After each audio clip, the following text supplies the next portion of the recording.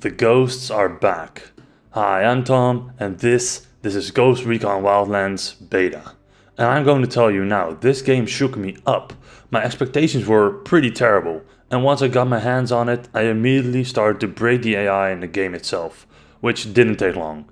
But once I actually started playing seriously, I was nicely surprised to see how everything worked out. However, do take everything I say with some caution, because it is still a beta and it is still a work in progress. This also means no score in the end, seeing that this is not a finished product. But so far, I'm feeling good about this one. Let's dive in.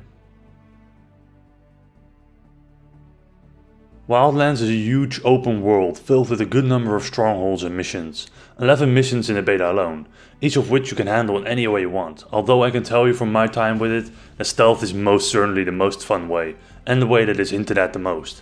And you don't do this alone either. You can play this with 3 other buddies and take the world together. Or if you don't have any friends, there will be 3 AI teammates instead, which you can boss around as you do. Now, this being a third-person shooter means that a gunplay is of most importance. And it is a little strange at first, I must say, but once you get the hang of it, it is actually pretty okay. And what I do really like is the ability to switch from third person to first person on the fly, although I used first person view way more than third person. The guns themselves are highly customizable, and each part of the gun is changeable. Everything from the stock to the scope, trigger, magazine, barrel, underbarrel, rail, muzzle, you name it, you can change it. Which of course all impacts the way the guns handle and operate. And please take this a little bit of advice, use the noob tube.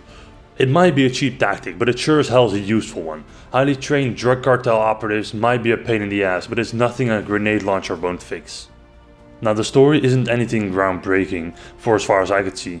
Your classic underdog story where the group you're going to help is on the brink of losing their war, you step in and everything is going uphill from there.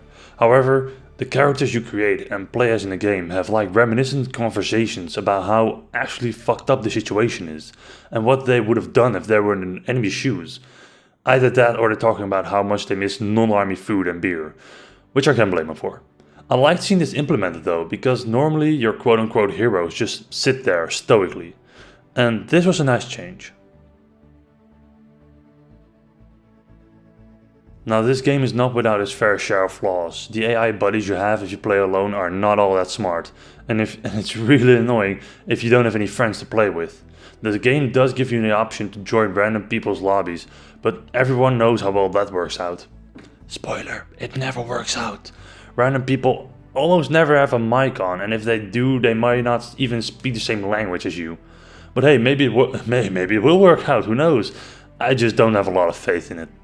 Then you have some weird physics issues, like when you shoot down a chopper and it just bounces off the ground, or planes that just come to a standstill without braking when they hit the floor.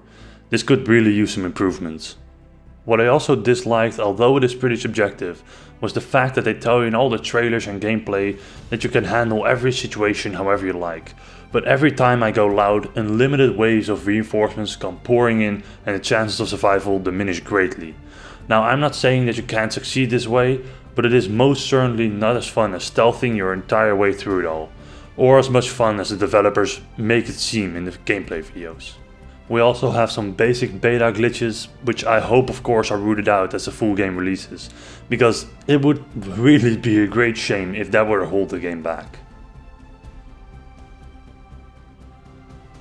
Tom Clancy's Ghost Recon Wildlands looks like a promising game from what I've seen in the beta and from what I've seen online. It is at least looking like a 7.5 for me.